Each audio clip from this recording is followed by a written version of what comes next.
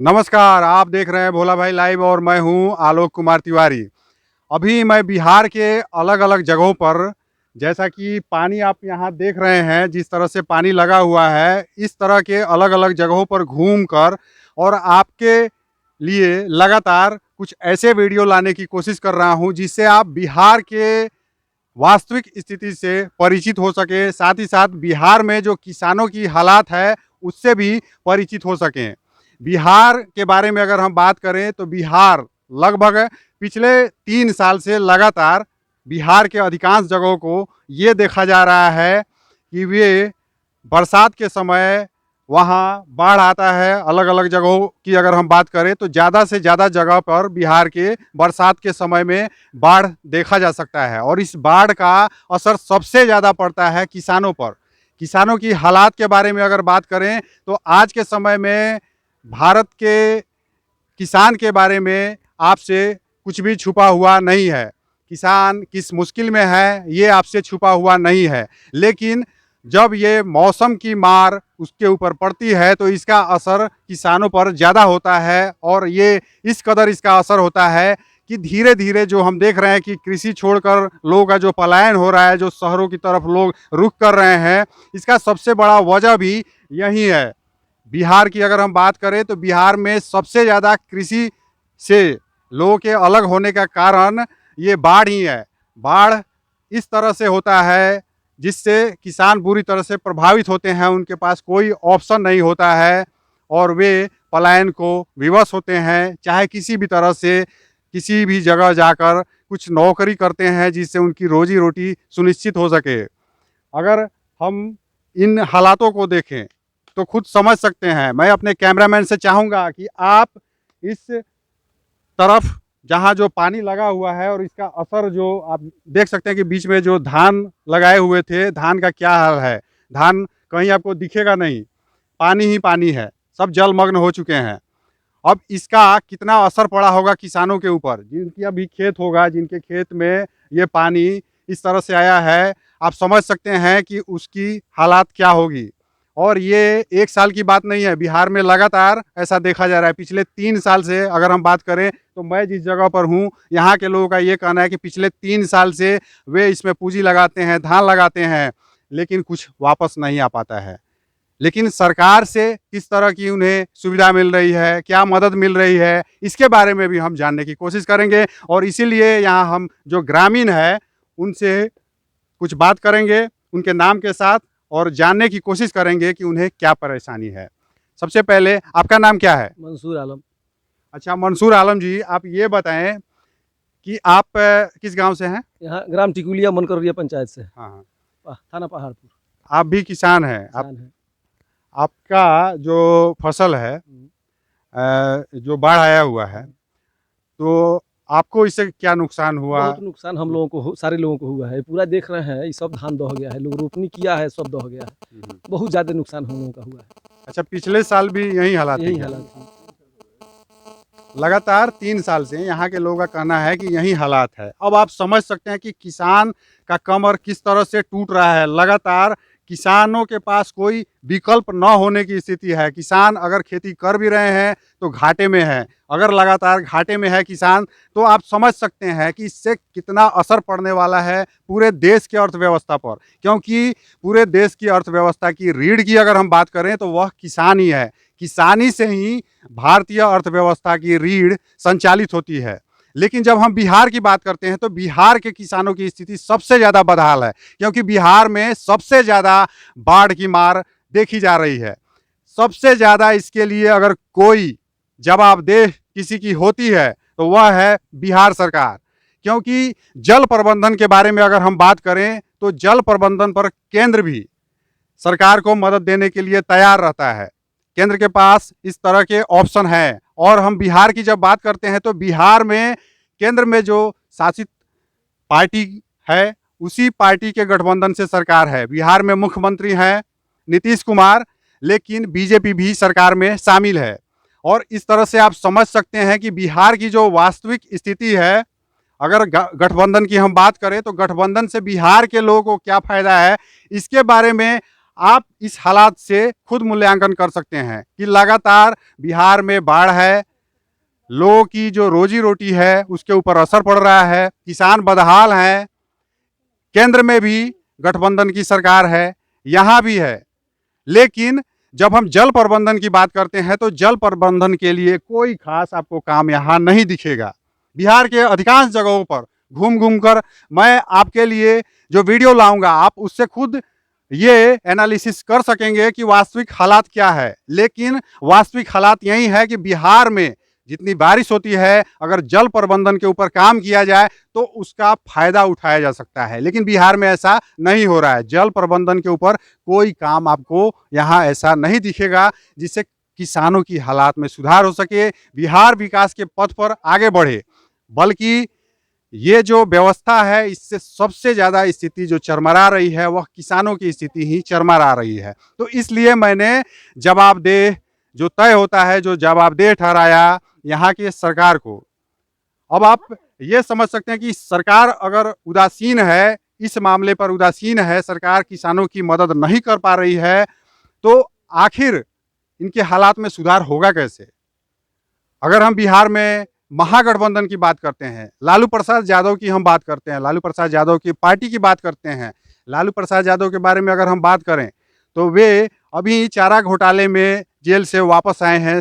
चारा घोटाले का जो सजा है वे उन्हें अभी आगे और भी काटना भी पड़ सकता है, इसके लिए उन्हें जेल भी जाना फिर से पड़ सकता है। लेकिन जो वास्तविक स्थिति है, बिहार के लोगों के पास कोई ऑप्शन नहीं दिख रहा है, क्योंकि जो भी है राजनीति में, यहाँ अगर नीतीश कुमार की हम बात करें तो नीतीश कुमार के बारे में भी अगर बात करें तो यही स्थिति है। लेकिन इसके पहले वाली जो सरकारें थी उसके बारे में भी अगर हम बात करें तो यही बदहाली थी, वही सूरत। बीच में नीतीश कुमार जैसे लालू प्रसाद यादव के बाद, राबड़ी देवी के शासन के बाद आए तो बिहार में कुछ सुधार दिखी भी। 5 साल ऐसा दिखा जो बिहार में लगा कि सड़क बनने लगे, बिहार के हालात कुछ सुधर रहे हैं।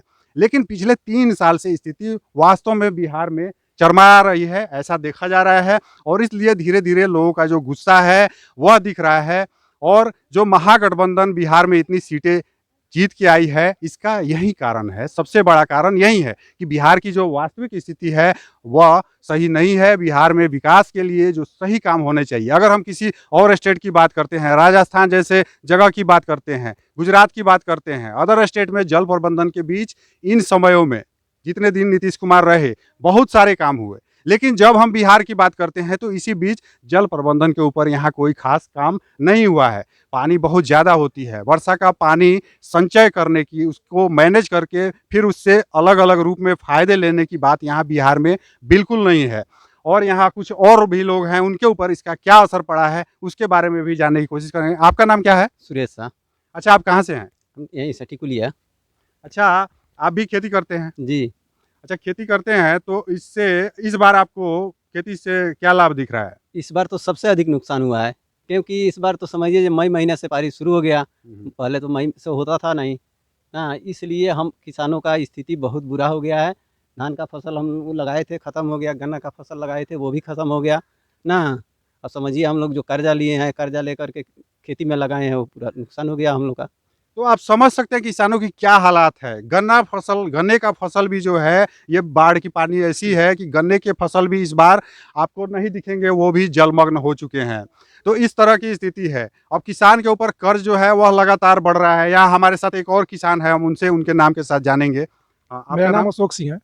अच्छा, आप भी खेती करते हैं? खेती करते हैं। तो खेती के ऊपर क्या असर पड़ा इस बार के? खेती के ऊपर असर पड़ रहा है कि बिहार सरकार निकम्मा हो गया है, और जो गन्ना हम लोग लगाए हैं वो गन्ना पानी से एकदम दह चुका है, और धान भी दह चुका है। जो इसके पहले हम लोग मिल में गन्ना दिए हैं उस पर बिहार सरकार कोई एक्शन नहीं ले रहा है कि मिल हम लोग का परमेंट दे, जिससे हम लोग अपने बाल बच्चा को चावल दाल सब्जी खरीद कर खिलाएं। और किसान का हालात ये हो गया है कि आज हम लोग आत्महत्या करने के लिए मजबूर हो गए हैं। आप समझ सकते हैं कि किसान के जो हालात हैं, किसान का जो गुस्सा है वह वाजिब है। क्योंकि जो मिल की जो व्यवस्था है, जो चीनी मिलें हैं, वह किसान से गन्ने तो ले ली हैं, लेकिन इस क्षेत्र का जो एक मिल आता है, कौन सा है मिल? मझौलिया चीनी मिल है। मझौलिया चीनी मिल, उसका पेमेंट अभी तक नहीं हुआ है, जिससे किसानों का जो है भुगतान नहीं हो पाया है, इनका जो पैसा वहाँ अटका हुआ है। तो इसके वजह से इन्हें इस बीच में जो खेती करना पड़ा है उसके लिए कर्ज भी लेना पड़ा है, तो इनके ऊपर कर्ज है, जबकि इनका पैसा जो है मिल में अटका पड़ा है। और इसके लिए सरकार, इसलिए मैं लगातार सरकार के ऊपर ये आरोप लगा रहा हूँ कि सरकार हर जगह उदासीन दिखती है। किसानों के हालात में अगर सुधार नहीं हो पा रहा है तो इसके लिए कौन जिम्मेदार है? हमारी तरफ से इसलिए ये लगातार जवाबदेही सरकार के लिए तय की जा रही है। हम लगातार इसके लिए जिम्मेवार सरकार को ठहरा रहे हैं। हमारे साथ एक और है, आपका नाम क्या है? नगीना महतो। अच्छा महतो जी, आप मंदिर में पूजा करते हैं क्या? हाँ। अच्छा, आप किसानी भी करते हैं? हाँ। आपके ऊपर कुछ असर पड़ा है बाढ़ का? अवसर तो इतना है कि बच्चे लोग अब खाने बगैर मरेगा, और मवेशी जो है सो चारा बगैर मर रहा है। चूंकि धान के फसल इस बार आप देख सकते हैं कि जो जलमग्न हो गए, गन्ने के फसल तक जो है वो जलमग्न है, तो इस तरह से कितना असर पड़ा है। जो मवेशी के लिए जो चारे का इंतजाम होता है, जो धान से जो पुआल निकलता है, वो भी इस बार इन लोगों को नहीं दिख रहा है, क्योंकि बिल्कुल धान की जो फसल है वह जलमग्न हो चुकी है। और आप समझ सकते हैं कि जल प्रबंधन कितना बड़ा विषय है बिहार के लिए, और जल प्रबंधन के ऊपर कितना काम होना चाहिए बिहार में। अगर बारिश हो रही है तो आज के समय में बारिश को, वर्षा के जल को एक संसाधन के रूप में देखा जाता है, इसे एक संसाधन के तौर पर गिना जाता है। इससे बहुत कुछ किया जा सकता है, लेकिन बिहार में जल प्रबंधन की कमी है, और इसलिए हम लगातार सरकार को ही जिम्मेवार ठहरा रहे हैं। अलग अलग जगहों से बिहार की वास्तविक स्थिति पे ये रिपोर्ट आप देखते रहिए, बने रहिए मेरे साथ। भोला भाई लाइव है, उसे दिखाते हुए मैं लोगों से मिल रहा हूँ, उनकी जो समस्याएं हैं वह आप तक पहुँचाने की कोशिश कर रहा हूँ। और इसी कड़ी में मैं अभी जिस जगह पर हूँ, उस जगह के नाम के साथ मैं एक आदमी से बात करने जा रहा हूँ। आपका नाम क्या है? शीशा। अच्छा, ये जो बाढ़ है, बाढ़ का पानी, ये कब से है? बहुत दिन से है, 25 साल का ऊपर से चल रहा है। 25 साल से ऊपर, मतलब हाँ। ये कभी सूखता नहीं है नहीं, पानी यहाँ का? ये सूखता है, फागुन में सूखता है। अच्छा, अच्छा। इसका बीच में नहीं सूखता है, और खेती करते करते तो फिर पानी आ जाता है। यही समस्या है यहाँ का। तो इसमें आप लोग फसल क्या लगाते हैं? गन्ना लगाते हैं, धान लगाते हैं। कहीं पानी कम हुआ तो हो गया, नहीं तो बस गया। और 3 साल से लगातार जा रहा है। क्यों जा रहा है? क्यों, मतलब क्या रास्ता बगैर, निकास बगैर विकास नहीं है हम लोग के यहाँ। यानी ये जो जगह है, यहाँ आसपास के जगहों का पानी आके इकट्ठा होता है, और उससे यहाँ की जो फसल है वह बर्बाद होती है। और बिहार में मैं लगातार बात कर रहा हूँ कि वाटर मैनेजमेंट, जल प्रबंधन की जब हम बात करें तो इसके ऊपर सरकार का कोई काम नहीं दिखता है, और इसका नुकसान सीधे सीधे किसानों को होता है। किसान, जब हम बिहार जैसे राज्य की बात करते हैं तो किसान यहाँ के अर्थव्यवस्था की रीढ़ हैं। अगर किसानों के साथ यहाँ के अर्थव्यवस्था के बारे में अगर हम बात करें, अगर अर्थव्यवस्था की रीढ़ टूटती है, किसान का जो खेती है अगर वह फायदे में नहीं है, तो इससे बहुत ही खराब असर पड़ेगा पूरे बिहार के अर्थव्यवस्था पर, और वह लगातार देखा जा रहा है, पड़ रहा है। लोगों को यहाँ से पलायन करना पड़ रहा है। और यहाँ की जो स्थिति है, इस जगह के बारे में अगर हम बात करें तो इसके बारे में, जैसा कि इन्होंने कहा 25 साल से पानी है, इसके बारे में मैंने रिसर्च किया, इसके बारे में जानना चाहा जो आसपास के लोग हैं उनसे। उनका कहना है कि जो गांव हैं, आसपास के 5-6 गांव, हर जगह का पानी, यह जो जगह है यहाँ की ज़मीन नीची है और यहीं आके इकट्ठा होता है, और इसके वजह से फसल को नुकसान पहुँचता है, जलमग्न हो जाते हैं फसल। तो आप समझ सकते हैं कि यहाँ वाटर मैनेजमेंट की क्या भूमिका है। बिहार में हर जगह यहीं दिखेगा, जो वाटर मैनेजमेंट की कमी है वह दिखती है। इससे जो नुकसान है लोगों को वह होता है, लेकिन वाटर मैनेजमेंट के द्वारा जो नुकसान है उसको फायदे में बदला जा सकता है। और वाटर मैनेजमेंट आज के समय में, अगर हम जल प्रबंधन की बात करें तो जल को संसाधन के रूप में देखा गया है, इससे काफ़ी फ़ायदा उठाया जा सकता है। लेकिन बिहार में ये सब नहीं चल रहा है, लगातार किसानों को इसका खामियाजा भुगतना पड़ रहा है, क्योंकि सरकार उदासीन दिखती है। यहाँ के लोगों का कहना है कि ये जो पानी यहाँ इकट्ठा हो रही है, इस पानी को यहाँ से कहीं बाहर भेजने के लिए, इस पानी के निकास के लिए सरकार को काम करना चाहिए।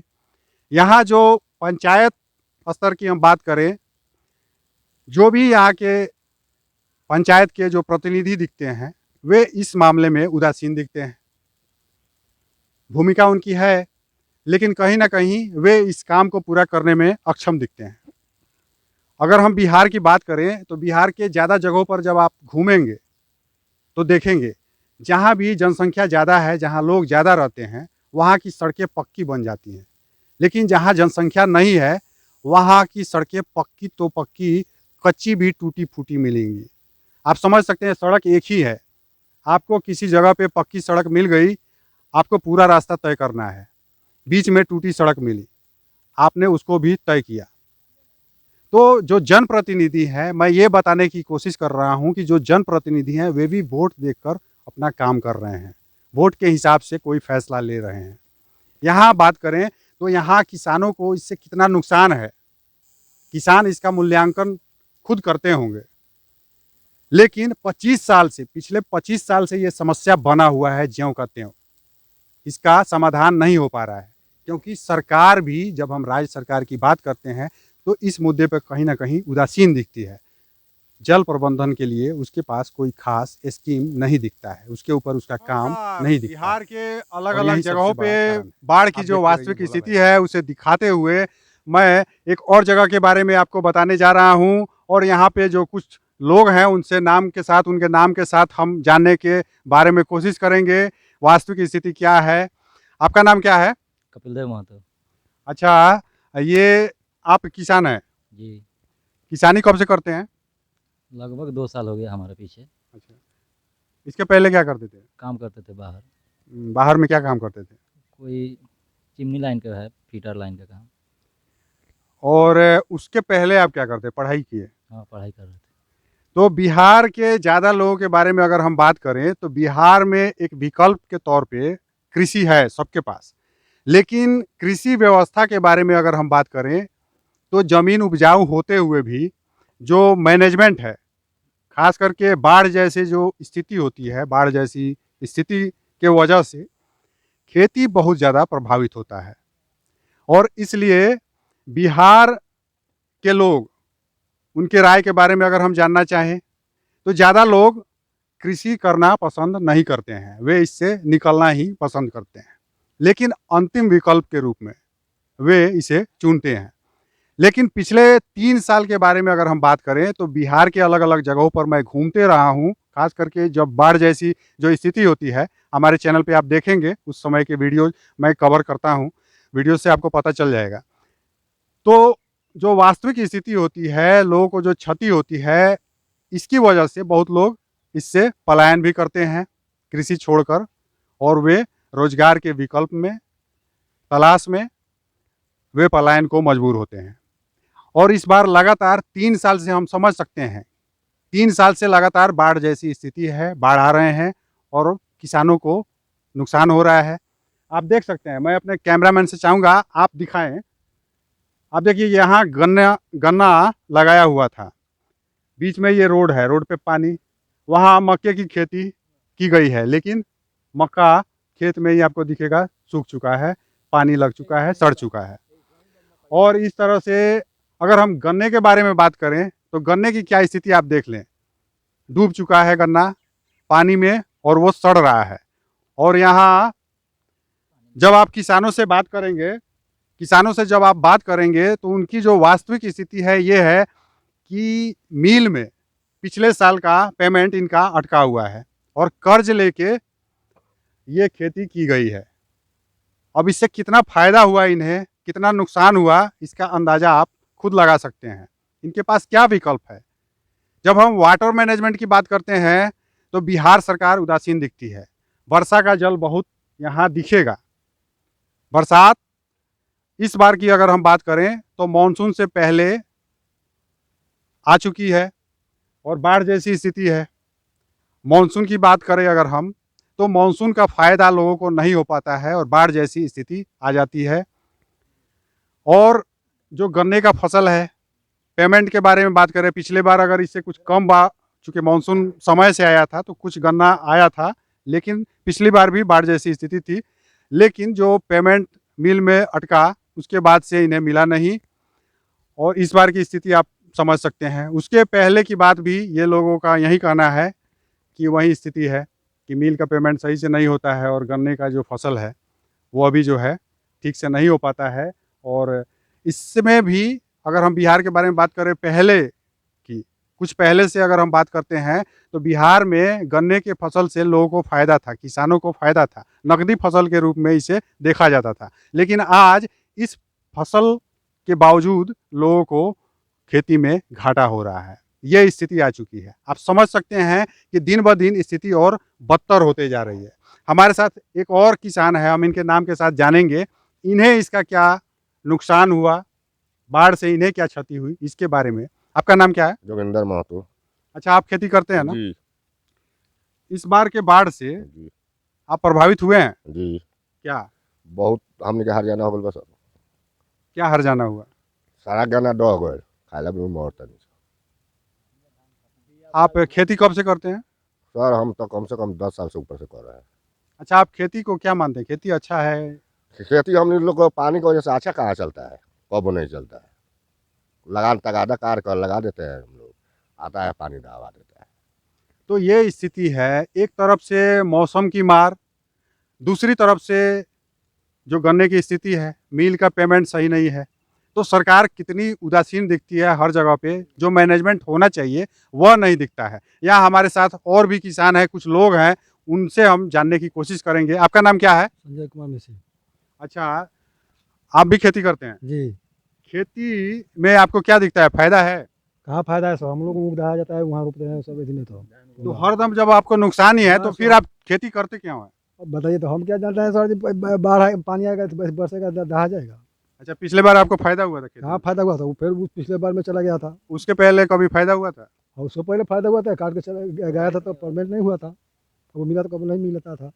तो ये स्थिति है जो मैनेजमेंट है, खास करके अगर हम सरकार के बारे में बात करें तो सरकार उदासीन दिखती है, कभी मिल में पेमेंट अटकना, और बाढ़ जो है, बाढ़ को नियंत्रित किया जा रहा है। अगर हम अलग अलग राज्यों की बात करें तो आज जल प्रबंधन के द्वारा इस पर काबू पाया जा रहा है और इससे फ़ायदा लिया जा रहा है। जल को संसाधन के रूप में देखा जा रहा है।